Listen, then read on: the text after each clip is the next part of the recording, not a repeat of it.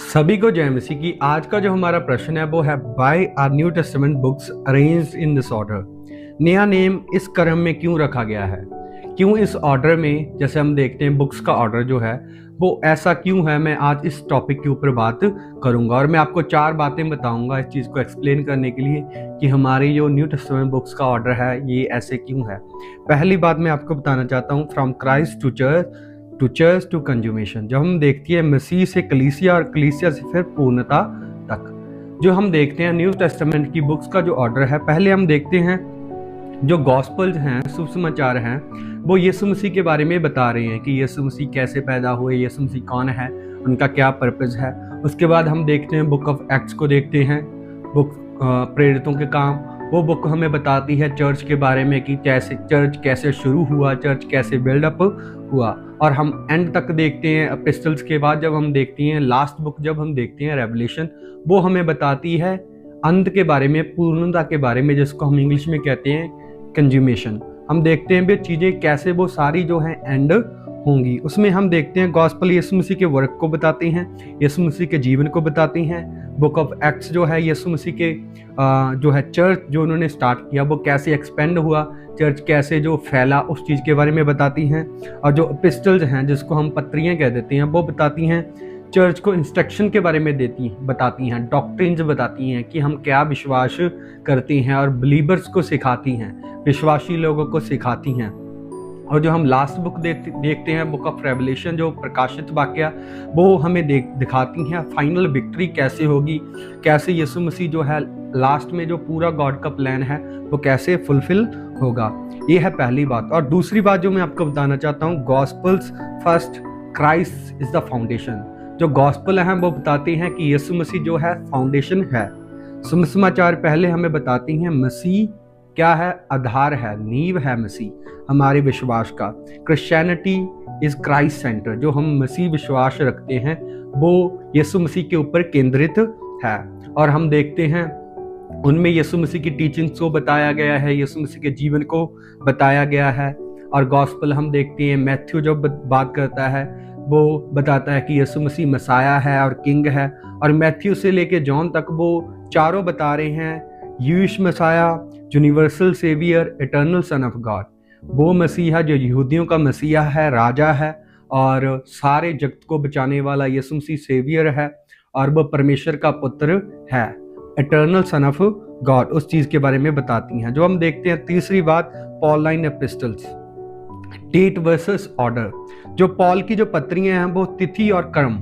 मैं आपको बताना चाहता हूं जो पॉल की पत्रियां हैं उनको डेट वाइज अरेंज नहीं किया गया है, उनको लेंथ के मुताबिक अरेंज किया गया है। असल में जो बुक ऑफ रोमन्स है वो लेट लिखी गई है, लेकिन वो पहले आती है क्योंकि that is the longest one. वो अपनी लेंथ के ऊपर निर्भर हैं कि उनकी जो लेंथ थी वो बड़ी है, वो पढ़ने में ज़्यादा बड़ी हैं और लिखे ज़्यादा बड़े पोर्शन में गई हैं। तो मैं आपको बताना चाहता हूँ इवन दो थेसलोनियन जो किताब है, वो पत्री जो है वो पहले लिखी गई, लेकिन रोमियो की किताब जो पहले रखी गई है क्योंकि उनमें क्या है, लॉन्गेस्ट जो है पत्री पॉल की, उनको पहले रखा गया है, उसके बाद शॉर्ट ऐसे रखा गया है, और मोस्ट सिस्टमैटिकल है रोमन्स। तो ऐसे इस क्रम में जो चीज़ों को रखा गया है। और मैं आपको बताना चाहूँगा चौथी बात, general epistles and revelation at the end. क्या हम देखते हैं सामान्य पत्रियां और अंत में प्रकाशित वाक्य, उसमें हम क्या देखते हैं, जो सामान्य पत्रियां हैं, जनरल एपिस्टल्स हैं, वो पूरी कलीसिया के लिए लिखी गई हैं, रिटन टू होल चर्च। उसके बाद हम देखते हैं प्रकाशित वाक्य जो है अंत में इसलिए रखा गया है क्योंकि वो हमें बताता है अंतिम न्याय कैसे होगा, लास्ट जजमेंट, नई सृष्टि के बारे में बताता है, न्यू क्रिएशन, और मसीह की अंतिम विजय के बारे में बताता है, द क्राइस्ट जो है फाइनल विक्ट्री के बारे में बात करती हैं। तो मैं आपको एक लाइन में अगर मैं समराइज करूं तो इन चीज़ों को क्या है, गॉस्पल जो बताती हैं क्राइस्ट रिवील्ड, उसके बाद बुक ऑफ एक्ट्स जो बताती है चर्च फॉर्म्ड, चर्च कैसे पैदा हुआ, कैसे फॉर्म हुआ, कैसे एक्सपेंड किया गया। उसके बाद जो पत्रियां हैं वो हमें फेथ एक्सप्लेन करती हैं, फेथ एक्सप्लेन्ड।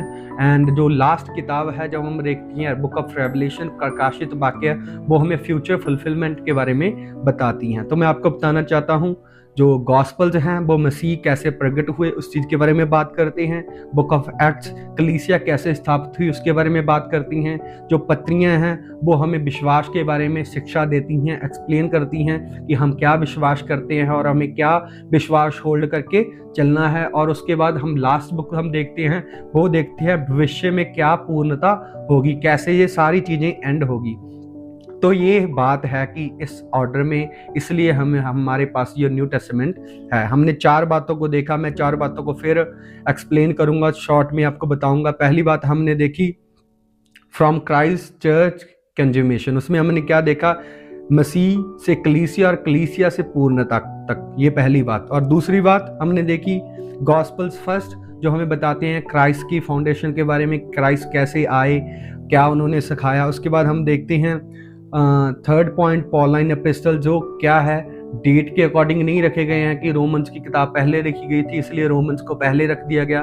वो क्या है ऑर्डर में इस प्रकार नहीं है, वो लेंथ के वाइज है, कौन सी किताब बड़ी थी कौन सी, उस हिसाब से चीज़ों को एक्सप्लेन किया गया है। और जो है रोमन्स है वो मोस्ट हमें हमारे फेथ के बारे में सिखाती है, मोस्ट थियोलॉजिकली रिच किताब उसको बोला जाता है, इसलिए उन चीज़ों को पहले रखा गया है। और हमने लास्ट बात जो देखी journal epistles and revelation at the end, हमने देखा सामान्य पत्रिया और जो अंत में प्रकाशित वाक्य कि वो हमें बताता है कैसे ये सारी चीज़ें एंड होगी। तो मैं आपको बताना चाहूँगा कि न्यू टेस्टामेंट का जो ऑर्डर है वो उस ऑर्डर का कुछ कारण है, और मैंने आपको वो कारण बताया कि न्यू टेस्टामेंट हमारे पास इस ऑर्डर में क्यों है। मैंने आपको 4 बातों को बताया है। आमीन।